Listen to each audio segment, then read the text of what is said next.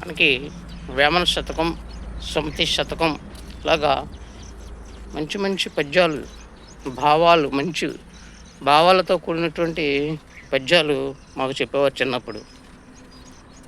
అవి ఈ రోజున పిల్లలకి కనుమరుగైపోయాయి.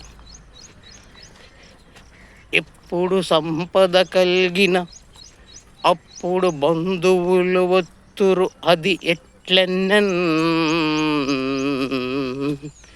తెప్పలుగా చెరువు నిండిన కప్పలు 10,000 కదరా సుమతి. అంటే ఎప్పుడు బంధువులు వస్తారు అంటే నీ దగ్గర డబ్బులు ఉన్నప్పుడు మాత్రమే బంధువులు వస్తారు, డబ్బులు లేకపోతే ఎవరు నిన్ను పట్టించుకోరు అని చెప్పి ఎప్పుడో మహానుభావులు ఎప్పుడో చెప్పారు.